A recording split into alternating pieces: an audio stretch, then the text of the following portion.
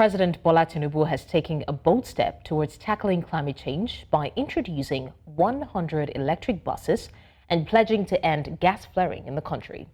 This announcement was made at the ongoing COP28 summit and marks a significant commitment to reducing carbon emissions in Nigeria. The president spoke at a high-level meeting with stakeholders and investors on the Nigeria carbon market and electric buses rollout program on Saturday in Dubai, United Arab Emirates, on the margins of the ongoing COP28 climate summit.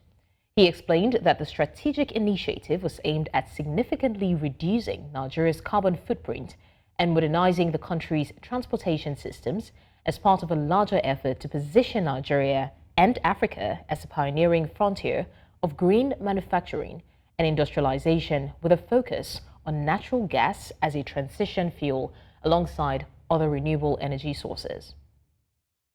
Now, Emmanuel John-Adeyemi, a researcher and analyst, Climate Action Africa, joins me to further discuss this. Thank you so much, Emmanuel, for joining us. Emmanuel, I think your device is muted. Could you give that another try? Thanks for joining us. Sorry, good evening. Good evening to you too. Emmanuel, we're talking about tackling climate change, and at the COP28 summit, we coincided with the electric buses conversation that the president was having. One of the things he revealed was that he was going to be introducing 100 electric buses in Nigeria for the sole purpose of reducing carbon emissions. How would you assess the impact of this development, this new introduction of 100 electric buses in tackling climate change generally? Okay, I think from a climate change perspective, it's a welcome addition, it's a welcome development. In August, I worked on a report as regards carbon dioxide emissions in Nigeria as pertains different sectors. And the transport sector came out on top as the sector with the most carbon dioxide emissions. And so, yes, it has always been crucial to stop carbon dioxide emissions from that sector. And using electric buses will go far to mitigate emissions in that particular sector. All right. Earlier on, I was having a conversation, with a political mind, and one of the things that we talked about is with every development comes a challenge. So, in terms of this new development or new introduction of electric buses, what are the potential challenges that we can anticipate? And what are some of the benefits as well of ending gas flaring in Nigeria when it comes to mitigating climate change? Yes, some of the challenges for gas flaring are just we have poor gas extraction processing and then the transportation infrastructure of this loss of gases. If we get to receive innovation in this particular sector, especially with the transportation infrastructure and gas extraction processing, then we'll be able to successfully mitigate the emissions from gas flaring. But as regards that, we are making progress. In August, a report by Statista on August 2023 shows a drop in emissions from gas flaring by 1.3 billion cubic meters. So yes, there's progress on that end. And could you elaborate on the role of natural gas as a transition fuel alongside other renewable energy sources in Nigeria's effort to address climate change?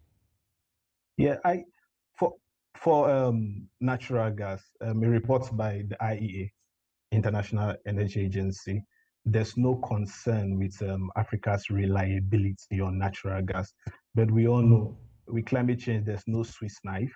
So in combination with the renewable energy, we have a gas source which is reliable, which is affordable, and which is in abundance.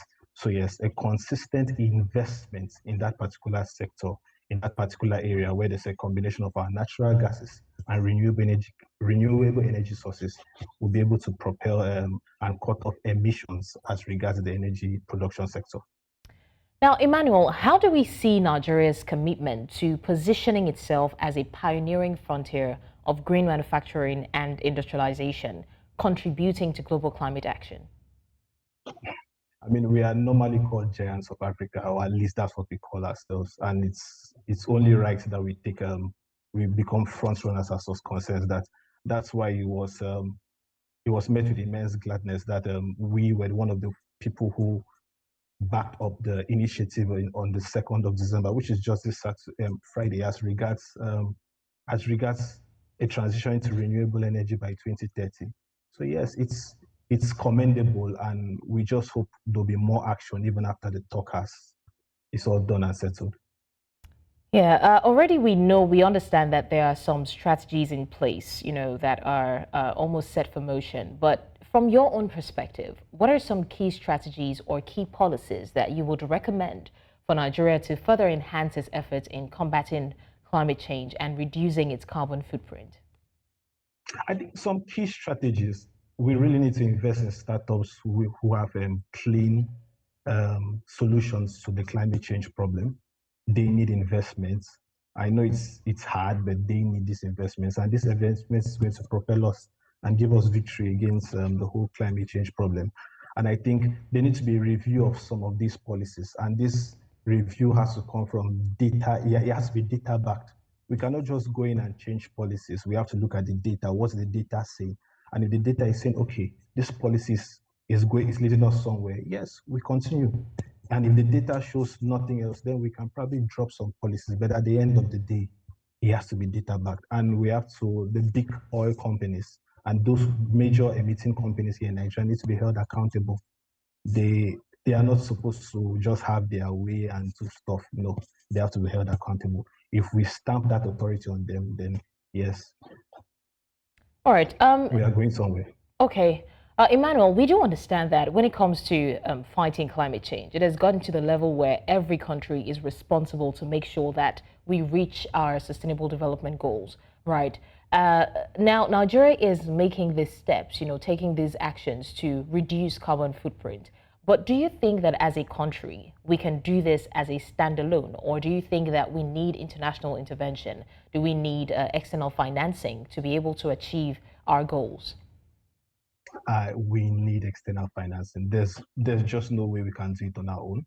There's just no way. I mean, we are talking of renewable energy, and some of the drawbacks of the implementation of renewable energy in Africa, not only Nigeria, is the financing. I mean, Netherlands has more solar panels than Africa. It says a lot. So we need the international community. We need them to invest, and through investing, we can therefore fight climate change. Emmanuel John-Adeyemi, researcher and analyst, Climate Action Africa. Thank you so much for joining us and sharing your thoughts on the recent development. Really do appreciate your time with us. Thank you for having me.